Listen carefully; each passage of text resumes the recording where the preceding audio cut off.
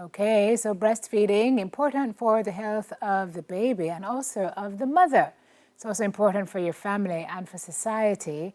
And here to tell us more for our 10 minutes to your health segment, Semika Alexander, nutritionist and breastfeeding specialist from Cradle of Life. Semika, good morning to you and welcome to the show. Hi, good morning. Thanks for having me. You also have somebody else there with you. Can we meet her? Sure. This is Jessica. Hi, Jess. Okay, Jess, do not speak. Okay, No, we're laughing about laughing about it, but a very serious topic. I guess you use Jessica in your demos, right, to mothers as to how to breastfeed. I can tell you personally, it was a tough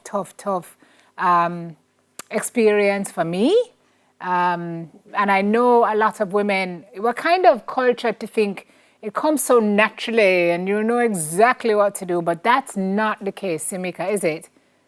that's true. And that's really one of the reasons why I decided to go into this field, because as much as we think it should come naturally, you shouldn't have any issues, really a lot of times you need some support and some help just to get you there so that you can have a successful breastfeeding journey. Yeah, talk to me about the importance of this, because there are people who wonder why breastfeed anyway. Some mothers are unable to, and the baby has to be on formula from day one, or have to supplement because they're not getting enough from the breast. What is the importance of breastfeeding for the baby first, and then for the mother? Sure. So breastfeeding is it's the biological food, the first biological food for the baby, and it has so many properties. It's the perfect food for the baby. It also has immunologic properties as well. So once it is that the mother is breastfeeding and the saliva is being exchanged with the mother's breast, the mother's body automatically knows what kind of milk the baby needs. So it changes day by day as the baby grows to meet that baby's needs specifically. And it's more than just a source of nutrition for the baby. It's also that bonding experience between mother and baby while the baby is breastfeeding. Can you tell me a little bit about colostrum? Is that what it's called? Yes, colostrum. Tell me about the colostrum. So I had mentioned about the immunologic properties. So colostrum is that. So it's the first milk that will come out of the breast. It's sticky, it's very thick and sticky. And once the baby gets that, basically in the first 1 or 2, maximum 3 days of life, that actually is their first immunization. So it boosts their immune system and makes them able to take on all of these viruses and stuff that are happening in the world. So it's a very good immune booster for the babies. I find that so amazing. Amazing.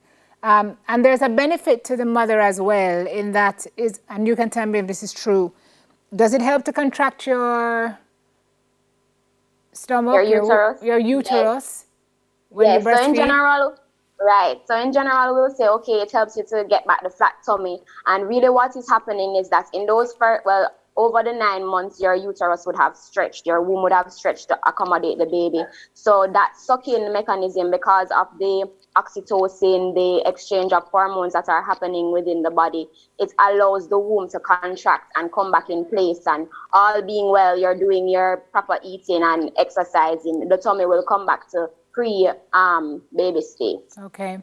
All right, so let's talk about some tips now, because boy, as we said, it's not as easy as it would seem for a lot of folks.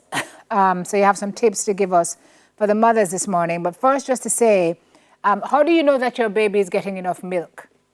In terms of diapers that you should be changing or how many times they should be going. Tell us what to expect to know that the baby is okay and being well nourished.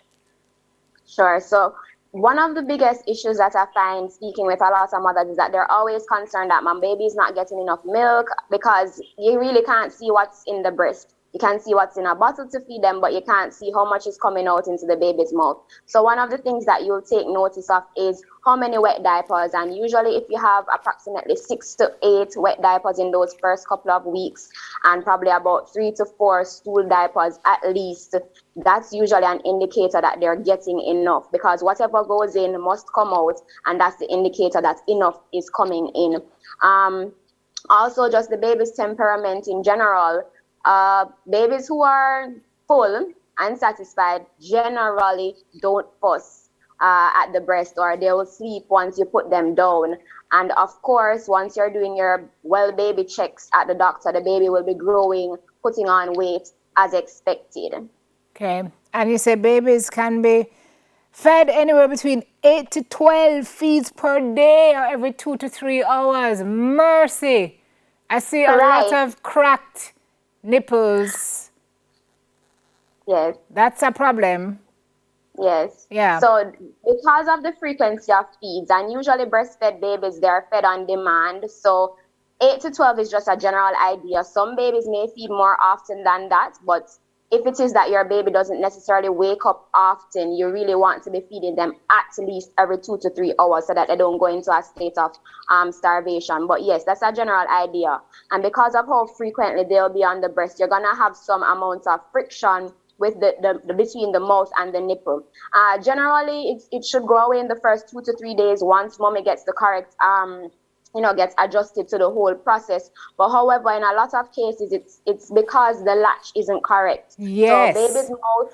So let me just show you that for a second. So Come, baby's mouth Jessica. is hanging. Jessica not going to be able to show you this part, so I have to use my model breast. Okay. But baby's mouth is latching onto the nipple instead of the dark area, which is the areola. So what we want to get is the baby's mouth latching over as much of the dark area as possible. And then that's a better latch to prevent the sore nipples as opposed to them latching on the nipple itself. So usually if mommies are recognizing that this is really painful, this is really uncomfortable, this is not something that I can do anymore, they really need to check what is happening with the latch, not on the nipple, but on the areola. And usually once it is that they make that adjustment, they should be fine. How you make that adjustment though, Semika? I'd have a nurse come home and show me, because it's almost like you have to, like the angle have to be like a, so precise. And it's really not easy. So is there a tip that you can give us so that we don't have to call a nurse to come home, or for the folks who can't have a nurse come to them? How do you get the baby to latch properly? So this is where Jessica comes in now. Yes, Jess. So usually what's recommended is that you actually put the nipple at the top. So the top of the lip. And that teasing the baby with the nipple at the top of the lip will actually force the baby to open their mouth as wide as possible. So I've seen it. You just put it at the top of the lip and the baby is going to try to basically reach the top of their lip. So they're going to open as wide as possible. And then as soon as you see that open wide, then that's when you stick the breast in the baby's mouth. And you can adjust.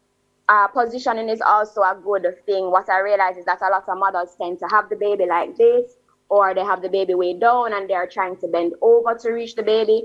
Once it is that you get, so there are many positions, but the most popular one is the cradle position. Once you get baby basically hugging you, having a tummy to tummy position, that's how baby can actually access the breast. And whatever is comfortable for mommy and baby in most cases will help the entire situation. Okay. And so for the mothers who are still not getting it right and having the sometimes cracked or even bleeding nipples, how do we soothe that, Semika? Okay, so there are a lot of nipple creams, a lot of nipple balms out there. However, one of the most simple and easiest ways to do this is to just express a little bit of the breast milk, rub it on the nipple, allow it to air dry, and usually you really want to, yes, magic, breast milk is magic. And once you get the mouth right on there, you can actually feed through the soreness, because once the baby is not latched onto the nipple, then you'll feel the discomfort because obviously you have a raw area, but put the breast milk on it, allow it to dry, have them not latching onto the nipple, and over 2 to 3 days, you should be seeing some sort of improvement. That's magic for true. I mean, breast milk is amazing. And then for the folks who have to go back to work, can breastfeed 8 to 12 times a day, you can express. For those of you who still want to have that child on the breast milk, and they should be breastfed for how long you recommend, Semika? Okay, so usually, worldwide, WHO and our Ministry of Health and Wellness actually recommends breastfeeding exclusively for 6 months. And when I say exclusively, that means nothing but breast milk. So no water, no juice, no tea. No water? No water. Once the baby is having breast milk, the breast milk itself has water in it, so you don't need any additional water at all. Okay. All right. Lots of information. Thank you so much. You're You know, welcome. I'm used to people giving information that look like 2 times or 3 times your age. I'm happy to see young people jumping into this field and giving this kind of rich information. Do you have kids yourself, Semika? Yes, I have a son. He's 2.5 years old, and I enjoyed my breastfeeding journey. So why Yeah. not extend that to as many women as I possible? love that. I love that. So that's your IG at cradle.of.life underscore. You can get in Yes. touch with Semika. Semika, you do home visits and so on? Yes, I do. Awesome. Awesome. So if you're having a problem with breastfeeding, then here is a young lady who is vested in helping you. Thank you so much, Semika. I wish you were around when I was having my little pumpkin, but thank God those days are gone. And I don't go Right. back there. Thank you very much, Semika Thank you for Alexander. having And thank me. you, Jessica. And thank you, Model Nipple. Everybody made an appearance this morning. Semika Alexander, nutritionist and breastfeeding specialist from Cradle of Life. Learned a lot there, and there's more to learn. We're back after the break. We're talking the COVID-19 field hospital, talking to some of the folks who were instrumental in that, some of the organizations, rather. We'll be right back with that after this.